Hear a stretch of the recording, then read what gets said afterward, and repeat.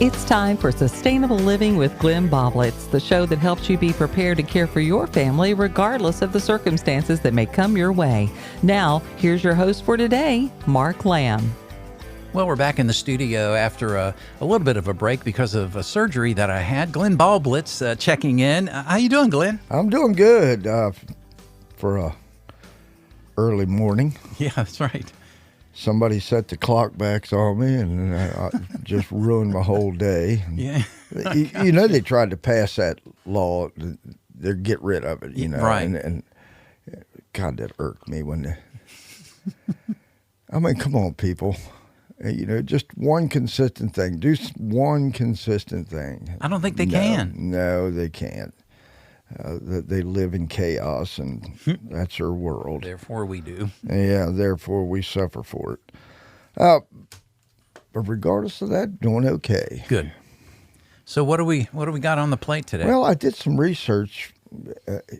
I want information that's real. When I try to give out information, I want people so it's useful and right. it works for just everybody. Okay. Good, average information that you can rely on. Mm-hmm. Well, you can do research and everybody's got an opinion, and some of them are even correct. But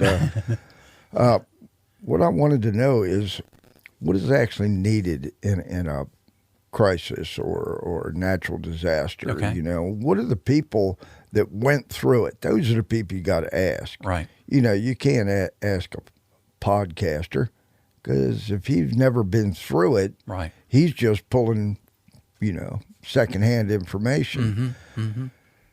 So I found a couple articles on the Bosnia War.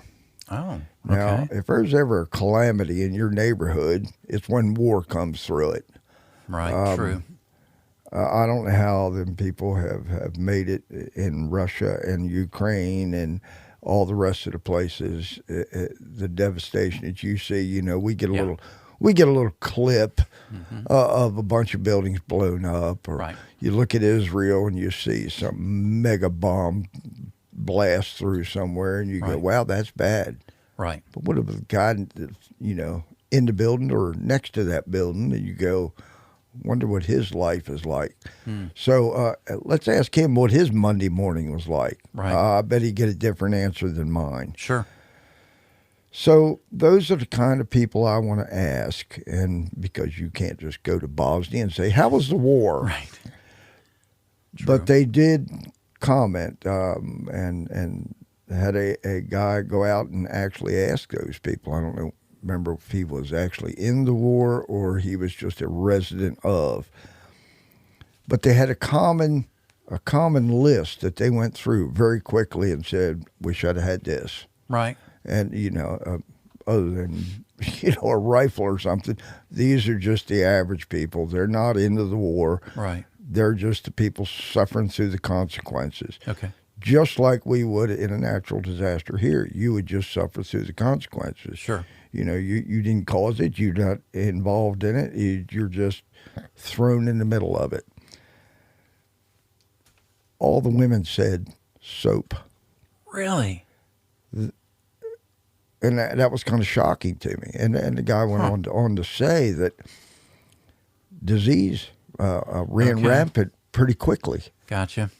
You wouldn't think of that, you know. Just the simple act of washing your hands. Mm-hmm. And because of the devastation over there, and when everybody talks about war, you know, dead, burnt bodies. Well, let's skip past that. But there's a lot of animals that are killed, a lot of rats, bugs, and that kind of stuff. They're all been disrupted. Now they're all moving around in your neighborhood, in your house. That's true. And that's where all these diseases are coming from. Okay. That they normally wouldn't be on the streets. Okay. So disease become a pretty commonplace, you know. Tetanus, you know, not just disease, infections of all types. Mm-hmm. Washing your hands is a big deal. Right. And they said they wish they would have had soap. How about that? So I'm going, okay, that goes on my list tomorrow. And I do have some stored up, of course, Right. but I'm getting more So, for the people that forgot to get it. yeah. You know what I mean? Yeah, yeah.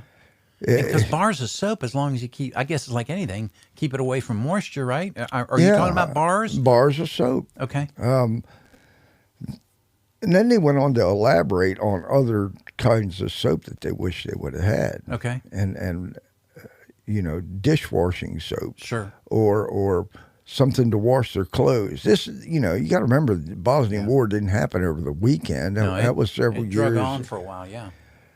So they had to deal with that lack for a long time. It's hard to get your clothes clean without soap. Your bed linens, all that kind of stuff. They still had to function. Okay. They still had to function even though the chaos was there. And that's what that I want people to understand is you're still going to have to function through a time period, and hopefully it's only a week, 3 days, but I don't think so. Right. I think when the chaos finally hits, it's going to be for a while. Okay. And are you prepared for that a while? Right. Most people are not. I'm hoping it won't be war, because that adds a whole nother layer. Right. But just natural disasters can happen pretty quickly. There's volcanoes all over the world that are erupting. There's just pick your poison. Yeah, sure. There's so many things out there, and it's all going to cause supply issues. It's all going to cause a disruption. It's all going to cause all of that kind of stuff. But soap was high up on the list. Okay. And just to reiterate here, the diseases are going to come back, and you have to have a way to wash your hands constantly. Mm-hmm. If you're out in any kind of, especially for a flood, you realize how much stuff gets stirred up in a flood and washed into the water. That's a bad place to be, is in that dirty water. And you see these tsunamis and tidal waves and things coming in, and they wash everything from the city out into the lagoons and whatnot, and people are trying to get back out of the water because they got washed away, or trying to go capture what they've lost. And you get in that water, that's a big deal. There's a lot of things in that water nasty that could cause you serious problems. So Man. That was a big deal. All right, the second thing was lighters and matches. If you're a non-smoker or you're not going to have a lighter, more than likely. No reason to. You might have a box of blue tip matches there, or if you have a wood stove, you definitely have a set of matches or a lighter, but they run out pretty quick.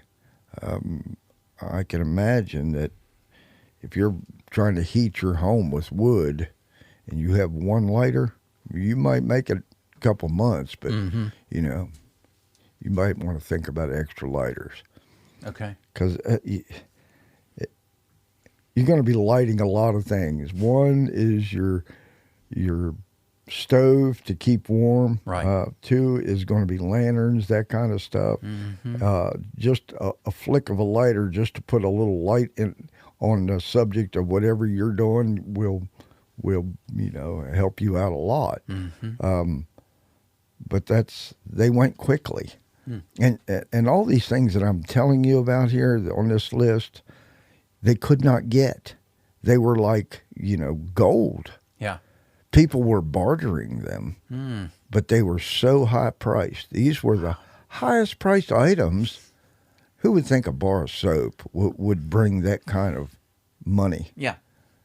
But it was such a critical thing that people were paying that. Anyway, so you're going to need those lighters and matches for cooking and boiling water. Okay. The thing that they were talking about was having to boil the water for everything. You didn't want to even put your hands in water that had not been boiled because of all the dirt and contaminants that were in the air constantly. The groundwater had been contaminated. Now that might or might not clear up, but regardless, they had to boil it for everything. Right. That's a lot of water. Oh, yeah. I mean, you're talking about boiling anywhere from 5 to 10 gallons every day. And the critical items list here, of course, food and water are on the top priority. I mean, those are the ones we all know. You better know. So that's why I didn't list them right off the bat. But you finding that water source and boiling that water was critical to them. So that's a lot of fuel, a lot of matches. A lot of times you're going to use that lighter. Right. So that's how critical that item was. If matches get wet, they're done. If your lighter gets wet, you got to wait till it dries out. You can blow it out and get it, but you can come back for it. So buying a 10-pack of Bics may be a real good idea, and it could be a barter item. Can I just, when it comes Sure. to the fire side kind of stuff, keeping things like cardboard, of course, if the bottom falls out and everything gets crazy, you're not going to be getting Amazon packages. You're not going to be able to burn those boxes. You're not going to be probably getting mail. Right. So paper. To start a fire. To start a fire, yeah. My theory is a one-match fire. Okay. And as a kid, my job was splitting kindling for my mother to start wood stove. Right. The finer you split it, the easier it is to light. Sure, that makes sense. One-match fire. We're spoiled because we just throw a couple pieces of Amazon box in there or crumple up newspaper. Right. No such thing anymore. Right. Oh man, when I find a box of newspaper, I'm going okay, because you use it for a lot of stuff, packing, whatnot. Sure. But those things are not going to be there. Right. As you pointed out. So learn your kindling skills. Yeah. And keep a good sharp hatchet and your fingers back. That's you probably end up with a cut or two if you've never split kindling. So you need a stone to sharpen that. Yeah. See, it just grows and grows and grows. And I think maybe we'll just do a simple 10-item list. Yeah. Once a week, or put it on the Facebook or on our little podcast. So we'll just keep a running list here, because there's so many millions of things that go along with everything I'm telling you about. Sure. But these were the ones that a war-torn Bosnia people were saying, I wish I would have done. Yeah. So the next one would be extra shoes and boots. Bosnia gets cold. Oh, gosh, they're winters are... So if for whatever reason your house was taken over, or over there might have got blew up, and you just left with the pair of shoes you had on during the summer. Now it's winter in Bosnia. Yeah. In the mountains. That may be an issue. So do you have an extra pair of good boots, good shoes set aside, because shoes wear out fast. I go through a pair of work boots. If they make it, from one winter to the next, I'm happy, because I'm just rough on them. I'm out there in the construction world. I'm just rough on them. Right. So I buy 2 or 3. If I find a boot that I like, I'll buy 2 or 3 of them. Okay. And you're definitely hedging the inflation, because, gosh, boots are $120 a piece all day long. If you get a decent boot, right. You can go crazy if you want, but I'm not. As fast as I wear them out, I'm not going to pay the exorbitant prices for some high dollar boot. Right. But what about your kids? They grow out of them. If you've ever had a teenager, you go, I just bought those shoes and they don't fit, Dad. They don't fit. But I just bought them, 3 months ago. I know. So you got to plan ahead a little bit. I mean, if you got even younger kids, they go through them even faster. Right. So think about that. And you're going to have neighbors that go, my kids have no shoes. They've Right. outgrown them. And if you've got a pair of shoes that your kids have outgrown, I mean, if it wasn't for my brothers and sisters, half of my clothes closet wouldn't be full. Sure. It was a hand-me-down world, Hand-me-down and I world. didn't care, Right. It didn't bother me none, as long as I got to go to the river and go fishing. But once that supply is gone, you better have a backup plan, and that's what these people would have wished for, because it came like a thief in the night to them, and war was upon them. They didn't really have time to prepare. I'm sure they had a small amount of time, but it's not enough. Right. That's a fairly poor country to start with in most areas. So it's not like they had an abundance of money. They could just buy 3 pair of boots. And you think, of course, at this point we're recording, we're still under a government shutdown. Yes. I was hearing stories that if this EBT cards didn't come through, that they were going to start looting. Well, they're already And this is under stealing from stores. right. This is under relatively, let's call them normal conditions Right. in a sense, but we have a lot more stock than folks in Bosnia had. But Absolutely. you will see, and I hate to use this term, you're going to see the stores raped, either by people that have They're doing means it to go now, yeah. buy it, or they will go in and pillage these stores. Well, there are people that are just opportunistic. Right. And not in a good way. Right, sure.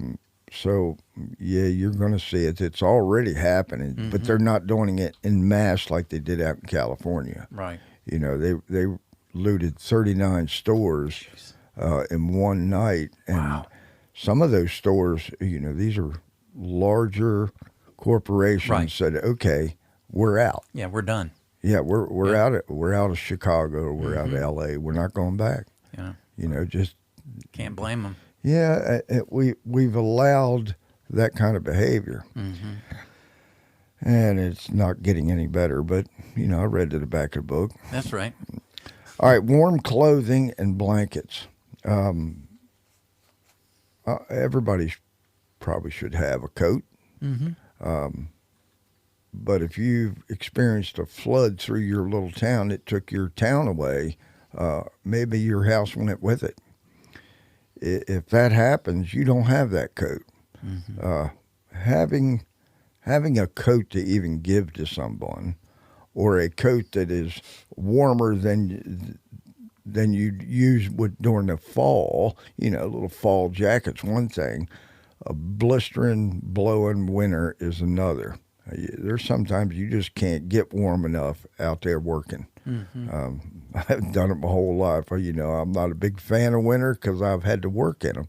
Right. But most people don't realize that. They go, well, I'll just jump in the car and go to work and run into my office. Well, if you don't have that anymore, and electricity goes down and your house is no longer, 79 degrees because the heat pump needs electricity. Right. You're going to have to bundle up. There was a band, 3 Dog Night. Oh, yeah, I remember them Well, well. there's a reason that this guy in the band was poor, and they would put dogs into bed to keep warm. 3 Dog Night was a really cold night when you brought in all the dogs. Okay. A 3 Dog Night. Okay, well, you're going to have those kind of nights if your house doesn't have any heat. Sure. Your house just continually gets colder, loses the heat from inside if you don't have a way to replace that heat source. Yeah. I don't think people could stand it. It gets that cold. Yeah. My sister had an old farmhouse, and the first year she moved into it, that thing, you could hear the wind blowing one side of the house the and other. watch it go out the other and see curtains move. Sure. Since they just bought the house and had grand ideas fixing up this beautiful old house, built 1700. It was going to take some work. Yeah. Well, in order to keep from freezing to death, that's what you got to do. Now, one of the bedrooms, my nephew had a glass of water when he went to bed. When he woke up, it was ice. Wow. That's a cold bedroom. I'm just saying. Man. But he likes a cold bedroom, but not that cold. My goodness gracious. That's what's going to happen to you. And that's what happened to these people during war times. There was no heat.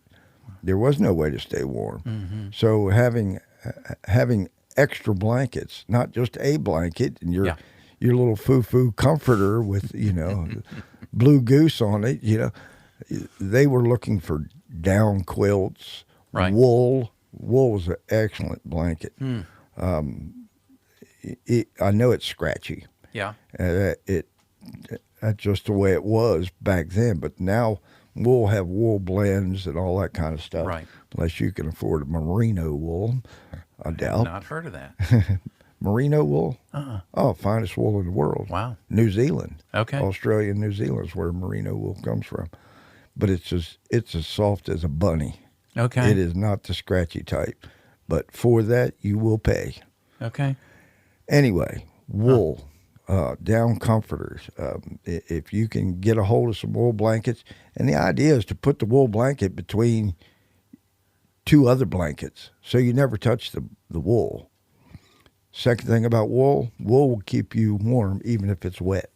Oh, I did not know that. Military use wool socks, all right. Wool underclothes. Okay. Wool blends mostly. Mm-hmm. I had a pair when I first went in, Fort Benning, Georgia. I'm thinking, why are they issuing me cold weather clothes? But I went in February. Okay. I was glad to have full. Now, it got up 70 in the day in the wintertime. Right. But by gosh, there was frost on the exercise field every morning. How about that? And I was happy to have my long johns made with a little wool. Wool socks, same way. If your feet get wet, they will stay warm with wool. Excellent prepper item. So the warm clothing, warm blankets, just in case. And don't think you have enough. If you've ever had to go out and shovel snow in a super cold day, that's how your house is going to be. Are you ready for that? Well, and it's not a funny thing, but the funny thing is people, if we go through that and then we come out the other end, they're gonna say those winters were much colder. Well, they were the same. They were exactly the same. You just didn't have the conveniences that we're enjoying right now. You just didn't have a thermostat. Right. To change that. Right. Yeah, the thermostat was going out and cutting more wood. Well, growing up like we did, I can remember all of us huddling out on the back porch, a covered back porch, where the wood stove was, in the mornings, because that was the warmest place in the house. Right. The rest of the house was kind of cool. Closer you got to the back porch, well, right off the kitchen, the warmer it was. We'd all be huddled up against that, and that was just the way it was. Wow. Yeah. Lights and candles was another big thing. The fear factor over there was horrendous. They'd hear the jets go over, and they go, "Is the bomb going to hit our neighborhood this time?" How can you live in that nonstop every night? For us, if we lost electricity and we're dependent on candles or lanterns or whatever it is, if you were in the dark, scary things seem to happen in the dark. The booger man comes out through your neighborhood at night. When things get broke in and stolen, it's usually at night. Yeah, true. So there's a fear factor to that of the dark. I think it's common sense, but they needed that for their sanity, because the children would be scared. Yeah. Which makes the parents upset. Sure. Which makes the parents kind of testy to each other. So you can see it how quickly that could destroy a family, just light. Just the fact that you have light and you can dispel that darkness. Now we're getting into a biblical area, but same principle here, folks. Well, and let me isn't that the idea is to beat them down so badly that Right. they just say, I'm done, and they give up. Yes, and it works. It does. You put enough stress on people and constant stress, Right. and that's where waterboarding works. Right. True. You know, you're not trying to kill them; you're Right. just trying to think they're going to die. Right. Well, that's the way these people felt when they had no light.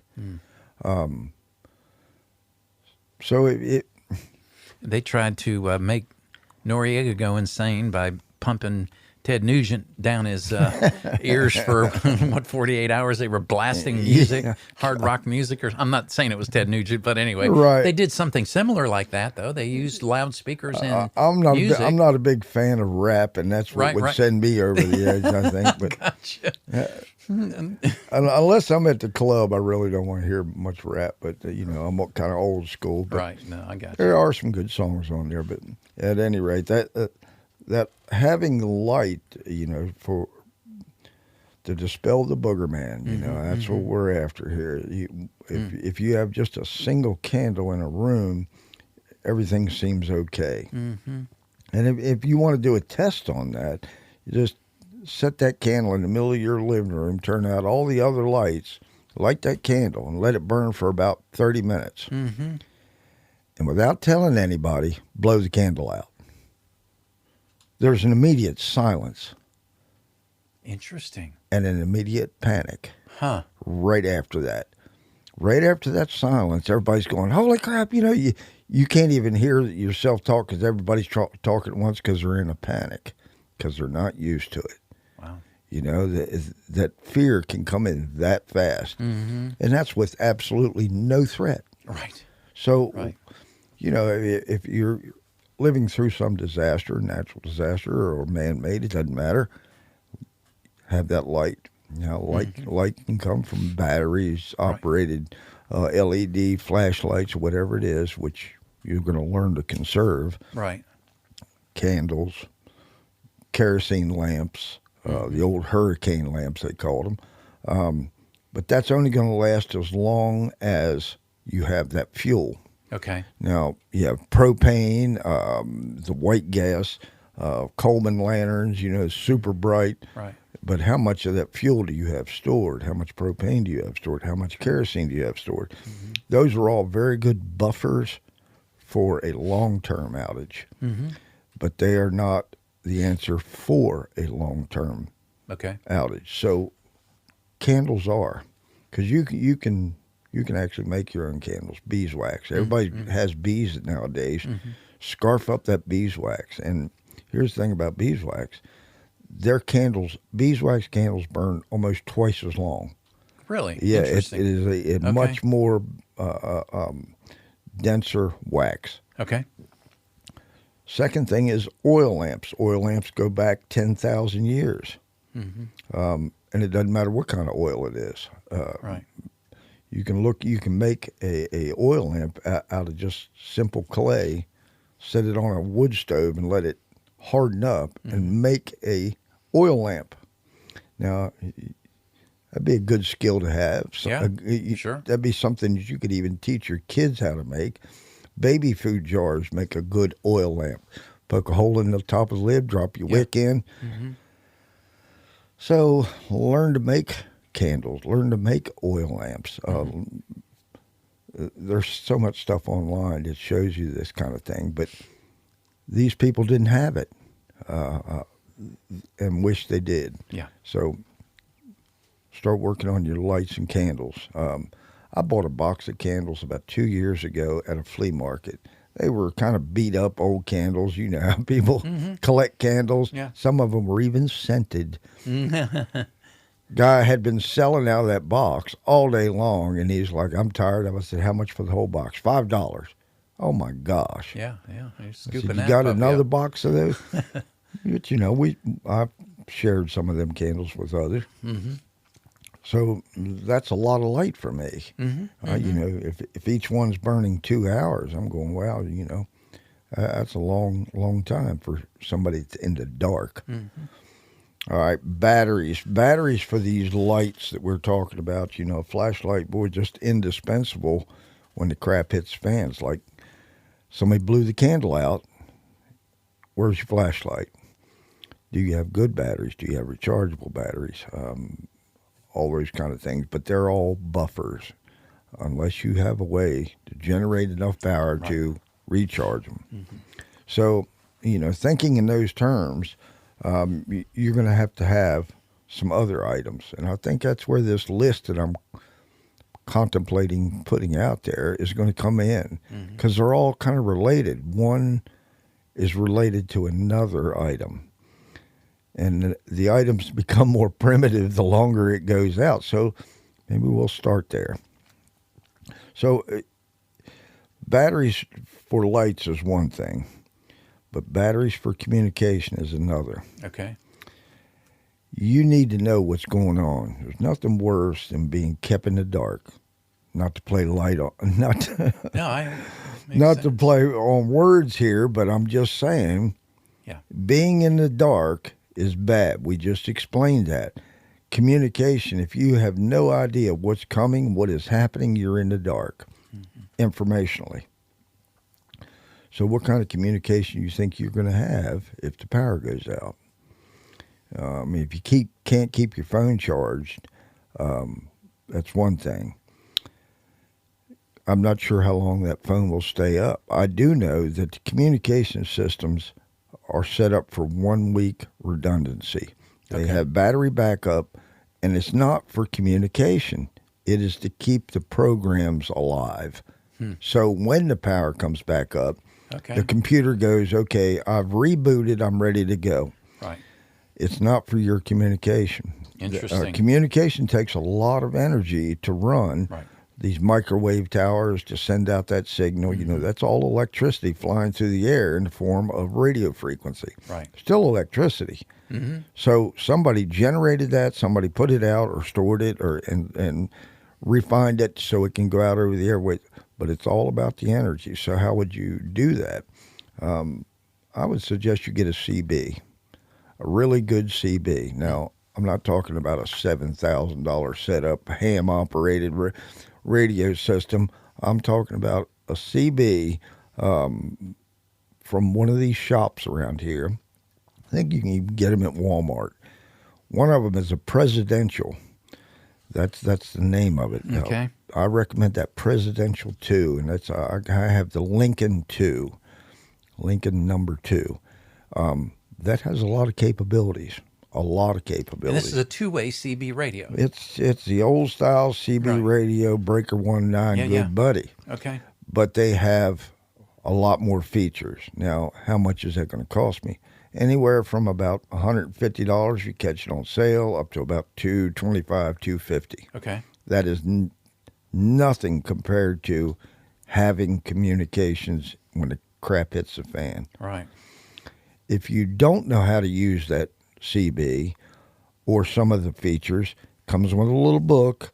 I suggest you get with somebody that does know about radios and set you up a really good antenna. That's the secret to a CB. Okay. Now, my little system, and it's a CB, would only reach about 15 miles at the, I set up on a hill. Right. So the higher up on a hill you are, better off you are.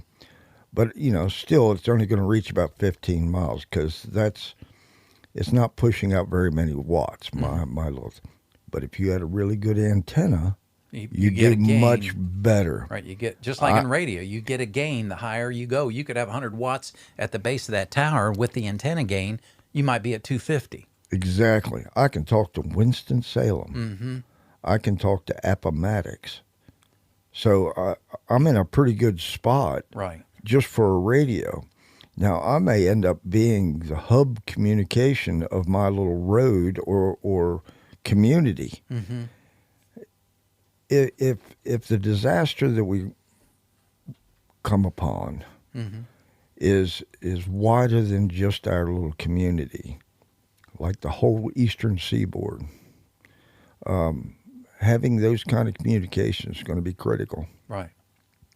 You be the only one knowing what the heck's going on. Right. It's always good to know when trouble's coming before it arrives. And that's kind of what we're talking about. Yeah. If you need help, how are you going to do it? If you can't drive anywhere, you don't have the fuel to drive anywhere. Your car may be dead. Who knows what the issue is? But you're kind of isolated, Right. and you need help. How are you going to get help if that phone doesn't work? Sure. You know, we've talked about it all the time. We're so dependent on our phones.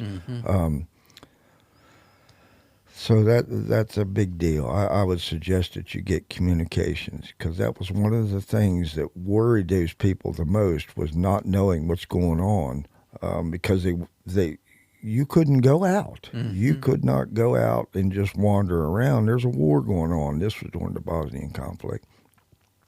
A, you didn't want to, and B, the military didn't want you either. So, you know, keep that in mind. This is not a fair game when it comes to war. Now, I'm not saying we're going to have this, but, you know, anything could happen. Pick your poison, but the idea is you're not going to have that phone. All right, so now we've got communication, and it's going to take a battery to run that thing.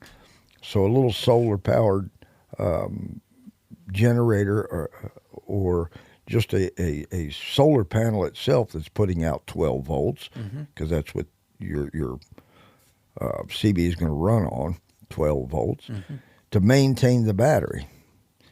Now, you can have a car battery sitting in your living room and wired up to a CB in your house and create a base station, or you just leave the darn thing in the car. Right. Hook it up into the car. The car is the communication hub. So when you need to go call, you will have to go out to the car. You probably won't be able to start the car, but you'll have a battery there that's hooked into a system. And they make solar panels that sit on your dash really wide,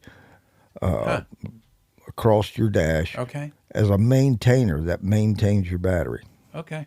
Now, you can't get on a CB radio and blab for an hour and a half. Right. But you can get on there and get a 15-minute report or call for help or whatever you got to do. Sure. And that battery will last a long time if you have that solar power generator maintainer recharging your batteries. So, you know, alternative energies, you can tell, is going to be a subject for the future. Sure. So I'm writing that one down, brother. That and the presidential CB radio. Yes. That's batteries for lights and communication. And whatever else you think you might need them for. Medicines. Oh, my. I'd advise you to stock up on some. If you have a critical need for a special medicine, you better start talking to your doctor now. Pain medication is going to be a little harder to get because they don't want people having a big, basket full of pain meds. Can't imagine why. But the antibiotics, a pain reliever, even if it's Motrin 800, if you've got some achy back and all that kind of stuff, yes. That was one thing that they realized pretty quick, that antibiotics were crucial. If you did get some major illness, the antibiotics was the only thing that's going to knock that out. All right. We talked about herbals. Herbal medicine to keep your immune system up. Herbal medicines to take place of antibiotics that you don't have. That's a huge subject. You really need to get with somebody that is practicing herbal medicine, that knows what they're doing, and copy them. Understand, what's in your neighborhood that you can grow, what's growing wild that you can harvest. A lot of information here, folks, that you're going to have to re-educate yourself with, and you better do it now before the crisis, because you're not going to have access to all the information you have now. Can I put a plug in here for our friend Glenn Beck? He advertises Chase Medical. Yes. Jace or Chase, I can't remember. I think it's Jace Medical. Jace Medical, I'm pretty sure and it is. they will, I mean, this is just in a preparatory sort of way. You can get your medications from them, I think, 90 days at a time or something like that, that can be stored. Right. And that's the idea behind that. And that's just a temporary fix until you figure some of these other things out. Yeah, I'm sure that there are numerous people that you can get your medications from. I forgot the one that my wife got, but we got ivermectin. Oh, okay. And some other stuff and some antibiotics and but that stuff doesn't last forever either. Right. You know? It's just temporary fix. Anything that you're going to store should be kept cool and dry. Almost everything should be cool and dry, stable temperatures. Wild swings tends to just kill whatever you've stored. You know, whether it's food, medicine, glass of milk. You know, Right. you can figure that out. So we got antibiotics, pain relievers. Those things were actually black marketed and were worth more than gold. Worth more than gold. I mean, what would you pay if your child was so sick and the only thing to save him was some antibiotics? I mean, how much would you pay? Here's a bar of gold. Just that's how bad it got. Yeah. And with all the people that were sick and diseased because they didn't have a bar of soap. Yeah. Okay, you can see the relationship going on here, folks.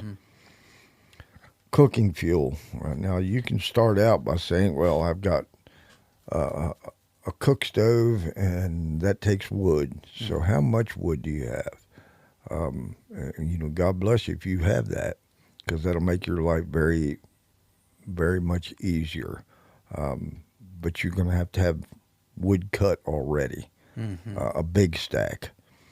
You know, you can do the math and go, okay, I'm burning about a wheelbarrow load every other day, you know, which is X number of cubic feet, and multiply that times 3 years, and you go, oh my gosh, I need a stack as big as my house. Or a way to resupply and cut it. And, well, that's a chainsaw. Yeah. Where you getting the gas and the fuel and blah, blah, blah. You can see how that's going to take some planning. Yeah. All right. The little rocket stoves I've talked about on here, they're very efficient at using just twigs. You know, you can just go out and gather up, but I'm here to tell you, you're going to have to walk farther and farther. Right. You ever been to a campground trying to find something to start your fire with? They've cleaned up every twig coming and going. Yeah. If you're living in a community that doesn't have a whole lot of trees, you know, what are you going to do? Well, in Bosnia, they burnt their furniture. Yeah. They burnt books. They burnt anything that will burn. Right. So one fellow says, I had to chop up my kid's door between the bedrooms just so we wouldn't freeze for that night. Yeah. And, you know, he was in town, so there was no place to get wood. Yeah. I'm not sure how the cities are going to survive if we have a major collapse. Yeah. You know, they'll have enough chaos on top of chaos, and just to add this list to it, I don't know how they're going to make it. Yeah. They won't. That's my point. So they will have to leave the city, and now they're going to be in your neck of the woods. We're looking for something. Yeah, and hopefully it won't get that bad, folks. But yeah, I'm not thinking so. Heavy trash bags, which are expensive as crap nowadays, but they are so handy. Yeah.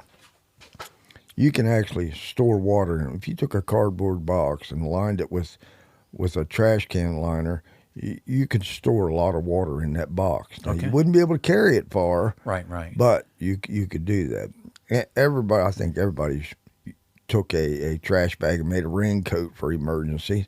It's for damp proofing and all that kind of stuff. And if you've got some contaminated clothing from somebody being sick, like smallpox, that was a big deal. That's how they killed off the Indians. They just give them blankets that were infected with smallpox, wow. and wiped out half the nation. But it's just a good prepper item. Barter items.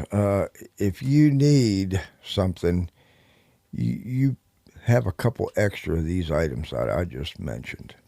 If you have a lighter, you might be able to trade for antibiotics. If you have a CB and you're the hub, you might be able to trade information. Liquor. Well, for medicinal purposes only, folks, but better than that. Right. Sometimes you just get the blues and you just need to just take a little nap for a while. And, Not the edge off. But if your mind is just totally in a frazzle, good stiff drink and go to bed. Tomorrow's a new day. Yeah. It's also a painkiller. Now, if you have some injury and the only way you have to anesthetize your patient is, a bottle of vodka, that may help. I don't recommend dumping liquor on an open wound. Okay. It's not strong enough. Now, if you had some old-fashioned Everclear, 180 proof, okay, you could probably sterilize scalpels and that stuff. But it's hard to get, but that's a good item to have. Then you get into just regular alcohol, rubbing alcohol for the sterilization of wounds. Right. Peroxide, depending on how bad the wound is, if you have a little medical training, they tell you not to dump peroxide directly into a major cut. Okay. But for small abrasions or a little infection, you need to open it up, clean it out. Okay, a little peroxide helps. Those kind of things. And those things will store and they'll last a long time. Peroxide, it only stores about a year and a half. Really? Oh, then it loses its power? Yeah, Okay. it just turns to water unless it is kept in a cool place, extremely stable, and never opened. Okay. Then it'll last 2 to 3 years. Okay, that's good to know. I just, wow. I was Yeah, wrong on everybody that one. assumes that peroxide just lasts forever. Now, rubbing alcohol will right. hold its whatever consistency. Yeah, as long as it doesn't evaporate out right. Okay. Bleach is another one that people didn't realize it doesn't last very long. It'll last 2 to 3 years unopened, but it starts to break down and it will lose its potency also. Okay. A good alternative to the bleach is the hyperchlorate. The tablets we've talked about? Yeah, we talked about that very recently, about, it's just basically dry bleach, and you can make your own bleach. As long as it doesn't have a bunch of additives and things into it. So that's an alternative to the bleach, but, good item to have. Yeah. All right. On barter items, cigarettes, liquor, and coffee. All the stuff us construction guys have been around our whole life, and they're still going to be around. So, if you want to barter something with a construction guy, start there. Sugar and salt. A little salt on your dried beans goes a long way. Okay. I'm just saying. There's a lot of other reasons to have salt. Curing foods. If you're going to store something long term, having salted meats, you can cure that. So that's just one item. Sugar, everybody's going to have a sweet tooth, and that stuff's not going to be renewable. We don't have many sugar refineries here in the United States anymore. Right. It comes from... We get it from all over the world. Yeah. I think we do still have one in Louisiana. Okay. Because of the sugar canes. But right. I'm just saying that is a commodity that's going to disappear very quickly. Sugar back in the 1800s was kept locked up. It was because there was only one sugar mill in all of the United States. and that was down in Louisiana. And that's Okay. that's a long way from Maine. Huh, yeah. So Maine paid the most for the sugar. Okay. That's why a lot of things just didn't have sugar in them. They used fruit juices to Right. sweeten things up. Okay. Honey, of course. Honey is another extreme barter item. Yeah, I can believe that one. So, Yeah.